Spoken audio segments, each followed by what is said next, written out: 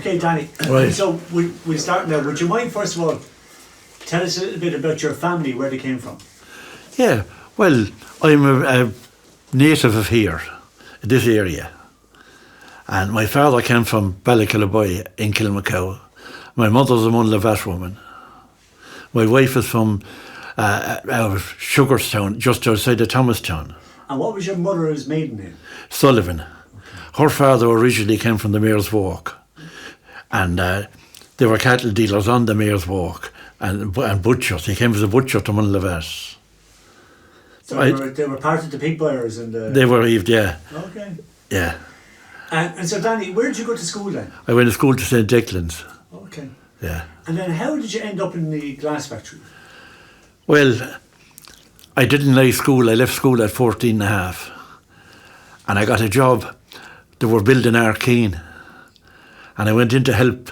I was helping Billy Carney, the blacksmith, doing the pickaxes and everything like that. I gave 9 months there, and next thing I was old enough to get into the glass factory. I was 15. And where was the glass factory at that stage? It was only after starting in Johnstown, and they had Ballytruckle going as well. So the two factories went up to about 53. Okay. And did you actually go out to Ballytruckle? I worked in Ballytruckle as well, yeah. And what was that like, Ballytruckle? Horrible. What do you mean horrible? What was it like? It was rough going. Now, we had some rough people in the factory. They were an awful lot of bullies. Go ahead. But I never worried about that because I was able to Handle yourself? Yeah. Okay. But there was a lot of there would be a lot of like the experts that came in were from Germany. They were from Germany. Most of them were gentlemen. Okay. There were a couple of them very contrary and things like that.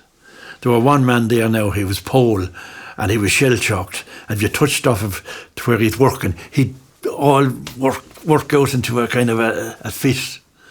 But otherwise they were okay now. But some of the Irish fellas, when they started, they were right buggers too. Yeah, when they got the good money and they got big ideas. Yeah.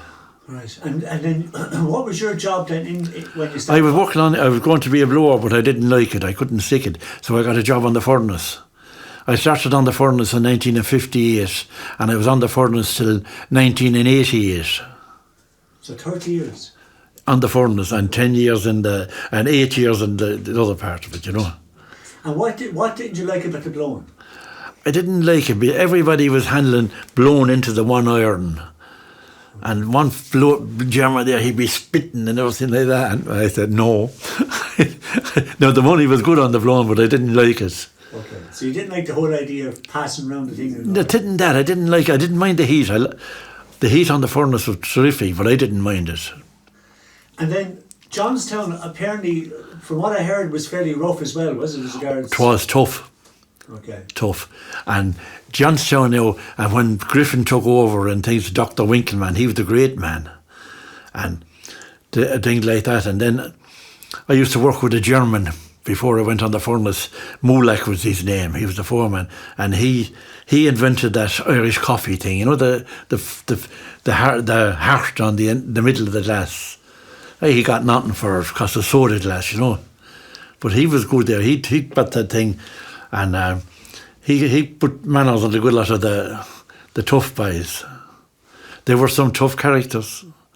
Everybody, they were down in that factory. There were no one with a second education. Everybody in the blowing room, they left school at 14 and a half. Some probably left at 12. But they were only children, really, weren't they? Yeah. If you were big enough that time, you were old enough. And come here, was it, like when you say it was rough, I mean, was there ever any fights around that? Oh, an awful lot of fights. Yeah. They go down to the park to fix it up, have a row, yeah. And over what, like? Oh, it could be little things. And there wasn't anything, there were no knife and or anything like that, you know, only fist. Yeah. And was it everything okay the next day then? Everything oh, yeah. Okay. Yeah. My two fellas at lunchtime beat the shit out of one another down the toilet. Next thing the two of me going home talking. It's gas. And I'd say the Germans and the Italians must have taken it as mad. Oh, the Germans and the Italians, a couple of them, they used to have rows. And the Germans used to call the Italians cowards because they pulled out of the war on Hitler. And some of the Germans used to make a lovely sausage out of kind of out of the German sausage. Used to make it at home. It used to be beautiful. Yeah. And who would give you some? Oh, he gave you some, yeah. Oh, yeah. They were friends, you know, you'd be friends. And I used to do good at the shooting. I used to sell him the pigeons and stuff like that, you know. And you were always a very enterprising man. I was, yeah. I was always out to make a bob. So you were involved in all sorts of enterprises. Good lot, yeah. And were you involved in the bar then? I ran the bar. The bar was in it. The blowers used to send the young fellas over to Keneally's for the drink, right? And Moolak had an idea. He said, why can't we have our own bar, he said, 2 hours a day? And I was rubbing my hands. I said, yeah. So we put a press into the office in the upstairs and the thing. And Keneally supplied the drink. He made money out of it. Clyde Power had a shop out in Tramore. He supplied the cigarettes. And we had the book. And they had to pay it when they get their wages. And it was good now, because I was able to buy a new motorbike out of that bar.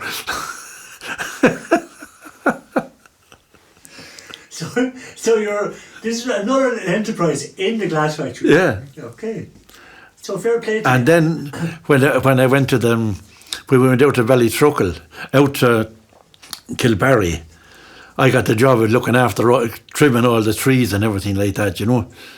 Taking down dangerous trees, everything like that out there. And come here, you know when you had the bar run in the factory, did you ever have any trouble with fellas not paying? The bosses would take the money off them. All right. So you never had any. Oh, they were. worries? They would be right. I had never had trouble. Okay. Yeah. Oh, that was handy then. Yeah. Well, that was handy. Yeah. It was only 2 hours a day, you know. Yeah. Yeah. And how many drinks would fellas have in 2 hours a day? Oh, I said they might drink 6 bottles. 6 large bottles. Yeah, three, you know. And they were about, I say now, there must be a half a dozen alcoholics in the factory that time. And they were nice fellas, but they drank every penny they had. God. And we had in the cutting shop then, they were an alcoholic, went away, started in 1955. That was earlier in the glass factory alcoholics. And good lot of them gave it up then, you know, the thing. But an awful lot of people died with cancer out of the glass factory. That's from the red lead. So health and safety wasn't very high. No, we had no gloves. And you'd be taking off the glass off the thing and all your hands would be all cut with the thing. We had no canteen, first of all. You had to sit down on boxes and there were thing there, you get the hot water out for your thing. And there were no nurse till the middle of the 50s. If you got cut, you had to go up to the infirmary. And what was your job in the furnace? What did you do? We filled the furnaces. We put the stuff in to make the glass. And we repaired the walls and took out the pots and everything like that. And this is really dramatic, isn't it? A really hot job. When you look at the footage, it's incredible. Yeah, it's a really hot job. You'd probably shovel manually about on a shift about I'd say 14 pots within half, for about 7 ton. Right. Yeah. On one day. One day, yeah. Wow. There'd be 2 fellas, one at each side of the thing, putting it into it. Yeah. So it's very physical, hard graft. Hard graft, yeah, with good money that time. Okay. The money was better. The money was very good. So would your money be better than the blowers? And No, it wouldn't be as high. The blowers were really high, and the cutters were higher again. But we'd be we'd be higher than any of the labourers, you know. Yeah. And what were you putting in? What was the stuff? To be a mixture of broken up glass, potash, red lead, selenium, and saltpeter was into it, arsenic, and what's the stuff goes into gunpowder? What's the thing that goes into? Saltpeter thing, is it? No, not saltpeter. The another one that goes into gunpowder. Potash. Yeah. And come here, and you know, did you worry about what you were putting in out every day? No, there were a crowd who used to mix that. Okay. They were worse. The stuff was going into them, and then to be put in the thing, and we'd put it up, and we'd put it in, and it'd melt down, and the next shift would have to put more in, and the next shift would put more in. And then in the morning, when you'd open, take off the thing off the pots, you have to skim off all the thing out of it, and have it ready for the blowers to come in to blow a good glass. If not, there'd be cords and stones in it and everything like that. Right. And then in Johnstown at that stage, to start, it was like soda glasses, wasn't it? It was soda glass, but they had a small one part of the furnace in crystal. They had crystal as well. Okay. Yeah. They tried coloured glass in Johnstown, but it never worked. Yeah. And like, did you get on well enough with the lads from from Germany and all that? Oh yeah. There was no, never any trouble. No. Okay. I used to go shooting with one or two of them. I had guns, and they come out and they would bring them off with me. Yeah.